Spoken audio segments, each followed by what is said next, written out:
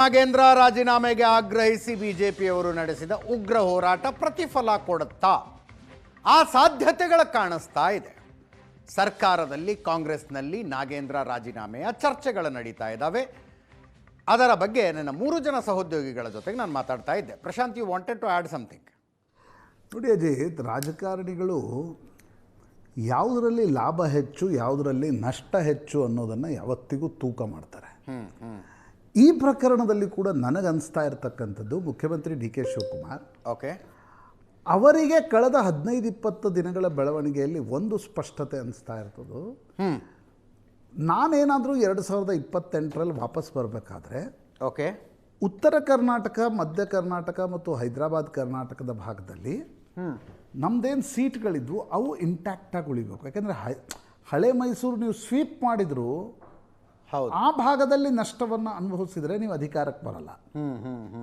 ಆ ಕಾರಣದಿಂದ D K ಶಿವಕುಮಾರ್ಗೆ ಅಂದರೆ ಈ ಇಡೀ ನಾಗೇಂದ್ರರ ಪ್ರಕರಣದಲ್ಲಿ ಅವರು ಯೋಚನೆ ಮಾಡ್ತಿರುವ ರೀತಿಯನ್ನು ಡಿಕೋಡ್ ಮಾಡಿದರೆ ಒಂದು ಹೈದರಾಬಾದ್ ಕರ್ನಾಟಕ ಭಾಗದಲ್ಲಿ 2008 ಹೊರತುಪಡಿಸಿದರೆ 13, 18, 23 ಕಾಂಗ್ರೆಸ್ ಜಾಸ್ತಿ ಸೀಟ್ಗಳನ್ನು ಪಡೀತು.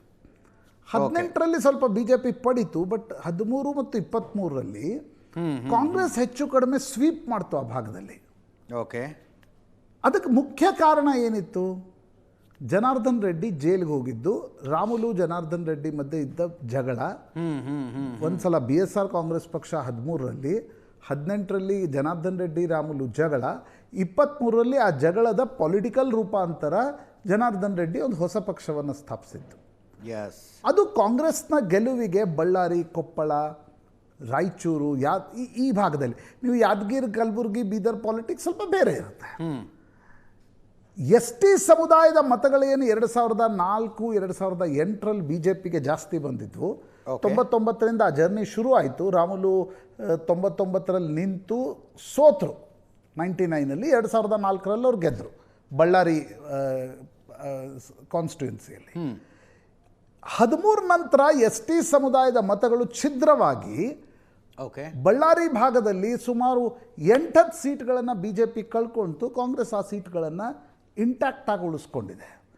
ಡಿ ಕೆ ಶಿವಕುಮಾರ್ಗಿರ್ತಕ್ಕಂಥ ಆತಂಕ ನಾಗೇಂದ್ರರ ಪ್ರಕರಣ ನೋಡಿ. ನಾಗೇಂದ್ರರ ಪ್ರಕರಣದಲ್ಲಿ ಪಾದಯಾತ್ರೆ ಮಾಡಲೇಬೇಕು ಅನ್ನೋದು ಹೆಚ್ಚಿರೋದು ಯಾರಿಗೆ? ಜನಾರ್ದನ್ ರೆಡ್ಡಿ, ರಾಮುಲುಗೆ.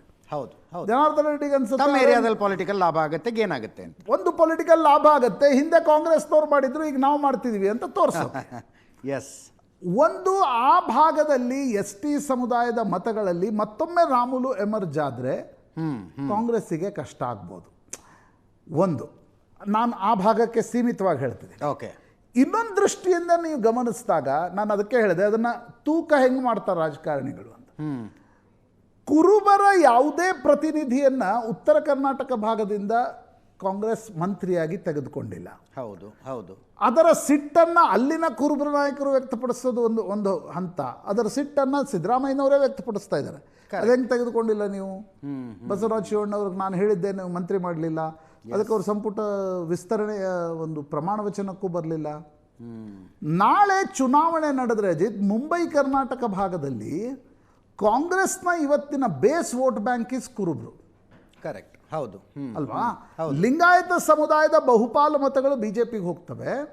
ರೆಡ್ಡಿ ಲಿಂಗಾಯತರು, ಕುರುಬರು, ಮುಸ್ಲಿಮ್ಸು, ದಲಿತ ರೈಟ್, ಇದು ಮುಂಬೈ ಕರ್ನಾಟಕ ಭಾಗದಲ್ಲಿ ಕಾಂಗ್ರೆಸ್ನ ಒಂದು ಪೊಲಿಟಿಕಲ್ ಸಮೀಕರಣ. ನಾಳೆ ಬಸವರಾಜ ಶಿವಣ್ಣವರ ಪ್ರಕರಣ ಇಟ್ಕೊಂಡು ಸಿದ್ದರಾಮಯ್ಯನವರೇ ಕುರುಬರ ಮತಗಳು ನೋಡಿ, ಕುರುಬರ ಮತಗಳು 80% ಬರ್ತಾ ಇದ್ದದ್ದು 50 ಬರ್ತವೆ ಅನ್ನೋದನ್ನು ಡಿ ಕೆ ಶಿವಕುಮಾರ್ ಕೂಡ ಫ್ಯಾಕ್ಟರ್ ಇನ್ ಮಾಡ್ಕೊಂಡಿರ್ತಾರೆ. ಡೆಫಿನೆಟ್ಲಿ ಅರ್ಥ ಆಗಿರುತ್ತೆ. ಕಾಂಗ್ರೆಸ್ ಕೂಡ ಅದನ್ನು ಫ್ಯಾಕ್ಟರ್ ಇನ್ ಮಾಡಿರುತ್ತೆ. ನಾವು ಕುರುಬರ ಮುಖ್ಯಮಂತ್ರಿಯನ್ನು ಬದಲಾಯಿಸಿ ಒಕ್ಕಲಿಗ ಮುಖ್ಯಮಂತ್ರಿಯನ್ನು ಮಾಡ್ತಿದ್ದೀವಿ ಅಂದಾಗ ಕುರುಬರ ಮತಗಳು ಏನು ದಂಡಿಯಾಗಿ ಬರ್ತಾ ಇದ್ವು, ಆ ಮತಗಳಲ್ಲಿ ಒಂದು 25-30% ಕಡಿಮೆ ಆಗುತ್ತೆ ಅನ್ನೋದು. ಬಟ್ ಶಿವಣ್ಣವರವರನ್ನು ತೆಗೆದುಕೊಂಡ್ರೆ ಸಿದ್ದರಾಮಯ್ಯನವ್ರನ್ನ ಮನವೊಲಿಸ್ಲಿಕ್ಕೆ ಸಾಧ್ಯ ಆಗೋದಾದರೆ, ನಾಗೇಂದ್ರರನ್ನು ಇಟ್ಕೊಂಡು BJPಯಿಂದ ಸಮಸ್ಯೆ ಎದುರಿಸಿ ಅಲ್ಲಿ BJP ಮತ್ತೊಮ್ಮೆ ಚಿಗಿದುಕೊಳ್ಳಿಕ್ಕೆ ಅವಕಾಶ ಕೊಡೋಕ್ಕಿಂತ ನಾಗೇಂದ್ರರ ರಾಜೀನಾಮೆಯನ್ನು ಕೂಡ ತೆಗೆದುಕೊಂಡು ಮಹಿಳೆಯನ್ನು ಎಲ್ಲಿ ಮಾಡಿದರೂ ನಡೆಯುತ್ತೆ ಅನ್ನೋದು ಡಿ ಕೆ ಶಿವಕುಮಾರ್ ಗೊತ್ತಿದೆ. ಬಳ್ಳಾರಿಲೇ ಮಾಡ್ಬಿಡೋದು. ಅಂದರೆ ಈಗ ಮಹಿಳಾ ಮಂತ್ರಿ ಮಾಡಿದ ತಕ್ಷಣ ಮಹಿಳೆಯರು ಓಟ್ಗಳು ಬರ್ತವೆ ಅನ್ನೋ ಸ್ಥಿತಿ ಏನಿರಲ್ಲ. ಹೌದು, ಕರೆಕ್ಟ್. ಹಾಗಾಗಿ ನೀವು ಎಲ್ಲಾದರೂ ಒಂದು ರಿಪ್ರೆಸೆಂಟೇಟಿವ್ ಆಗಿ ಪ್ರಾತಿನಿಧ್ಯದ ದೃಷ್ಟಿಯಿಂದ ಒಬ್ಬರನ್ನು ತರಬೇಕು. ತುಕಾರಾಮ್ ಪತ್ನಿಗೆ ತಂದು ನಾಗೇಂದ್ರರ ರಾಜೀನಾಮೆಯನ್ನು ತೆಗೆದುಕೊಂಡು ಆ ಕಡೆ ಶಿವಣ್ಣವರನ್ನು ತೆಗೆದುಕೊಂಡು ಬಂದರೆ ಅಷ್ಟರ ಮಟ್ಟಿಗೆ ಸದ್ಯದ ಮಟ್ಟಿಗೆ ವಿಪಕ್ಷಗಳು, ಸಿದ್ದರಾಮಯ್ಯನವರು, ಮಾಧ್ಯಮಗಳು ಎಲ್ಲರನ್ನ ಸಮಾಧಾನ ಪಡಿಸ್ಬೋದು ಅನ್ನೋದು ನಾಗೇಂದ್ರರ ರಾಜೀನಾಮೆ ತೆಗೆದುಕೊಳ್ಳುವ ಆಫ್ಟರ್ ಥಾಟ್ಗೆ ಬಹುಮುಖ್ಯ ಕಾರಣ ಅಂತ ಅನ್ಸುತ್ತೆ. ಮತ್ತು ಇವತ್ತು ನಾಗೇಂದ್ರರ ರಾಜೀನಾಮೆ ಬಗ್ಗೆ ಇವತ್ತು ಬೆಳಗ್ಗೆಯಿಂದ ಏನು ಸುದ್ದಿ ಬರ್ತಾ ಇದೆ, ಈ ಸುದ್ದಿ ಸದನ ಶುರು ಆಗೋಕ್ಕಿಂತ ಮುಂಚೆಯಿಂದಲೇ ಬರ್ತಾ ಇತ್ತು. ಹೌದು, ಮುಂಚೆನೇ ಚರ್ಚೆ ಮಾಡಿದ್ವಿ ನಾವು. ಯಾವಾಗ ಕನ್ನಡಪ್ರಭದಲ್ಲಿ ಸುದ್ದಿ ಬ್ರೇಕ್ ಆಯಿತು ನಾಗೇಂದ್ರ ದಿಲ್ಲಿಗೆ ಹೋಗಿದ್ರು ಅನ್ನೋದು, ಅವತ್ತಿನಿಂದಲೇ ಕಾಂಗ್ರೆಸ್ ಕ್ಯಾಂಪ್ನಿಂದ ಸುದ್ದಿ ಬರ್ತಾ ಇತ್ತು ನಾಗೇಂದ್ರ ರಾಜೀನಾಮೆ ತೆಗೆದುಕೊಳ್ಳೋದು ಇವತ್ತು, ನಾಳೆ ಅಥವಾ ನಾಡಿದ್ದು ಅಂತ. ಈಗ ನನಗನ್ಸುತ್ತೆ ಈ ಪೊಲಿಟಿಕಲ್ ಕ್ಯಾಲ್ಕುಲೇಷನ್ನು, ಸಮಾಧಾನ, ಸಿದ್ದರಾಮಯ್ಯನವರು ST ಸಮುದಾಯದ ಮತಗಳು, BJPಯ ಅಗ್ರೆಷನ್ಗೆ ಒಂದು ಆಹಾರವನ್ನು ಕೊಟ್ಟಿರ್ತಕ್ಕಂಥದ್ದು, ಇದೆಲ್ಲವನ್ನು ನೋಡಿ ಅಳೆದು ತೂಗಿ DK ಶಿವಕುಮಾರ್ ನಾಗೇಂದ್ರರ ರಾಜೀನಾಮೆಯನ್ನು ಪಡೆಯುವ ಮನಸ್ಸು ಮಾಡಿದ್ದಾರೆ ಅಂತ ಮೇಲ್ನೋಟಕ್ಕೆ ಸ್ಪಷ್ಟವಾಗಿ ಅನಿಸುತ್ತೆ. ಎಸ್.